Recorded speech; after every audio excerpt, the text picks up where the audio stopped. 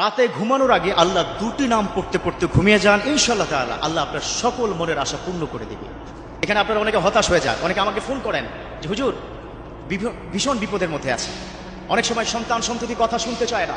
আজ থেকে বলবো, মনের মধ্যে দুঃখ আছে, কষ্ট আছে, যন্ত্রণা আছে, যা কিছু থাকুক না কেন, আল্লাহর দুটো নাম আছে, এই দুটো নাম পড়তে পড়তে ঘুমিয়ে যান, আল্লাহ রাব্বুল আলামিন আপনার মনের সব আশাগুলো পূর্ণ করে দিবেন। আল্লাহু আকবার। দেখুন আল্লাহ পাক নিজে কি বলেছেন, একটু মনোযোগ দিয়ে শুনবেন। আল্লাহ পাক বলেছেন, ওয়ালিল্লাহি আসমাউল হুসনা ফাদউ বিহা। আল্লাহর অনেকগুলো নাম রয়েছে, তোমরা সেই নাম ধরে ডাকো।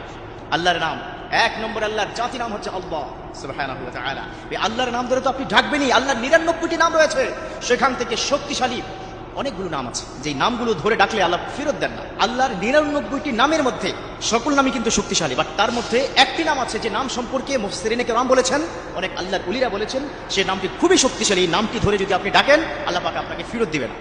অনেকে দেখবেন দোয়া যখন হাত উঠিয়ে করেন, দোয়ার সময় দোয়া ইখলাস থাকে না, অথচ আল্লাহ পাক কি বলেছেন, মুখলিসিনা লাহুদ্দিন, তোমরা যখন দোয়া করবে ইখলাসের সহিত দোয়া করবে। যদি সঠিকভাবে দোয়া করতে পারো, চোখের পানি গাল পর্যন্ত বেয়ে আসার আগে তোমাকে সব দোয়াগুলো কবুল করবেন। তিনি কে? তিনি হচ্ছেন আল্লাহ। সে আল্লাহর 99টি নামের মধ্যে একটি নাম রয়েছে, যে নামটি হচ্ছে আস-সামাদ। কি? আল্লাহুস সামাদ। তাহলে আল্লাহ নাম ধরে তো ডাকবেনই, তার সাথে সামাদ শব্দটি বলবেন, আল্লাহুস সামাদ। যে সামাদ নামটি কতটা শক্তিশালী আপনি চিন্তা করতে পারবেন না। একটি কিতাবের মধ্যে আমি পেয়েছি, এক ব্যক্তি মূর্তি পূজক, যে সব সময় সে সনাম সনাম করতো। আপনারা জানেন যে সনাম হচ্ছে মূর্তি একটা আইটেম, অর্থাৎ হিন্দুদের অনেক মূর্তি আছে, তার মধ্যে সনাম হচ্ছে তাদের এক ধরনের ভগবান, যে সনাম তাকে অনেক কিছু দিবে, সেই কারণে সবসময় সে সনাম সনাম সনাম সনাম করতো। হঠাৎ করে একদিন তার মুখ থেকে সমা শব্দ বের হয়েছে, দেখলো তার মনের আশা পূর্ণ হয়ে গেছে। সে যা চাইছে তার কাছে সন্তানের জন্য, সে আশা তার পূর্ণ হয়ে গেছে। সে আশ্চর্য হয়ে গেল, কি ব্যাপার, জীবনের এতটা বছর ধরে সনাম সনাম সনাম সনাম করছি, সনাম তো আমাকে দেয় নাই, যেই সমাদ আমি বললাম সাথে সাথে এই সমাদ আমাকে দিয়ে দিল। তাহলে সমাজ কে?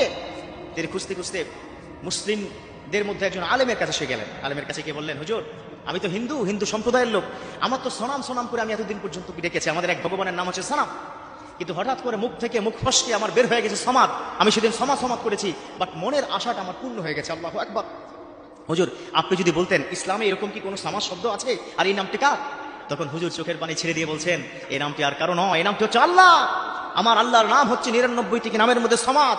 তখন সে বললেন, যে সনাম আমাকে কিচ্ছু দেয় নাই, যে সনাম আমার মনের আশা পূর্ণ করে নাই, আমি আজকে সনামের পক্ষে নাই, সমাদের পক্ষে। আমি সমাদের ধর্ম গ্রহণ করতে চাই, অর্থাৎ আল্লাহর যে দিন, ইন্নাদ-দীন ইনদাল্লাহিল ইসলাম, সেই ইসলাম ধর্ম আমি গ্রহণ করতে চাই। হুজুর আপনি আমাকে ইসলাম ধর্ম গ্রহণ করিয়ে দেন, আমি কালিমা পড়তে চাই, লা ইলাহা ইল্লাল্লাহু মুহাম্মাদুর রাসূলুল্লাহ। অতএব এই সমাদ এবং আল্লাহুস সামাদ একসাথে আপনি পড়তে পড়তে ডান কাত হয়ে যখন আপনি ঘুমাবেন, তখন আল্লাহুম্মা বিইসমিকা আমুতু ওয়া আহইয়া দোয়াটি পড়বেন, ডান কাত